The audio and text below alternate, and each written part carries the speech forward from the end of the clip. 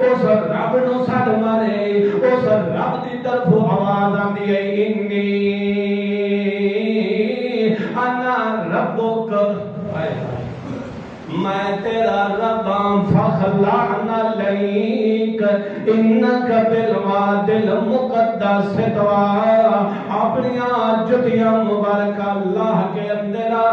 اپنی جتیاں مبارکہ پہر اتار دے وادی مقدس طوی دے اندر تو آیا کھلوتا ہے اتھے ہونے مسئلہ پیا سمجھ آندا ہے موسیٰ کلیم اللہ نو پتہ کوئی نہیں ہے کہ میں کتھے پہنچیا کھلوتا کیڑی مقدس وادی دے اندر پہنچیا کھلوتا میری جتیاں پتہ نہیں صاحب بھی ہیں کہ کوئی نہ اتھو ایک مسئلہ پتہ چلتا ہے کہ ذرہ ذرہ کائنات دا علم محیط رکھنا لی ذات تکن دیئے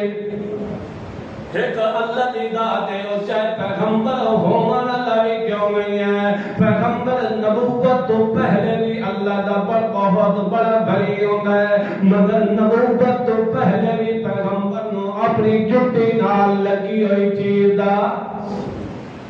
انہا اللہ دے پاک پیغمبر محمد رسول اللہ صلی اللہ علیہ وسلم نماز پڑھویں تے نماز پڑھدیاں پہلے جتیاں پہن کے نماز پڑھدیاں پہلے کچیاں مسیحت ہوندیاں جتیاں پاک صاف ہوندیاں پاک ہی کے کردیاں جو ہی نماز اللہ دے پاک پیغمبر نے پڑھی ہے اتو جبرائیل آئین تے آکھن لگے یا رسول اللہ اپنی جتی مبارک اتار دیو توڑی جتی نال نجاست لگی اگر اللہ دے پاک پیغمبر صلی اللہ علیہ وسلم نو پہلے پتہ ہوندا تا کدی جتی پاک نماز نہ پاک جتی پاک نماز پڑھ سکتے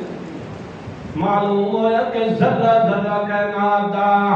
ہر چیز دا ہر ویلے ہر کہنے حالات نو جانا اللہ کون ہے اے اللہ دے تعارف دی پہلی صفت ہی کہ ذرہ ذرہ کائنات دی پہچان رکھن والا کون ہے ذرہ ذرہ کائنات دی خبرگیری رکھن والا کون ہے ذرہ ذرہ کائنات اس دے سامنے انجے دی میں تلی دوتے دانا ہوندا ہے ساری کائنات او دے سامنے ہے اللہ دے پاک پیغمبر موسیٰ کلیم اللہ نو اللہ کریم نے فرمایا یا موسیٰ انا ربکا فخلعن علیک انکا بالواد المقدس طوی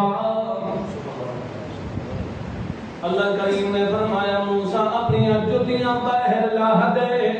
تو مقدس مقام وادی طوی دے اندر آئے ہیں تے ہون پچھلے خیال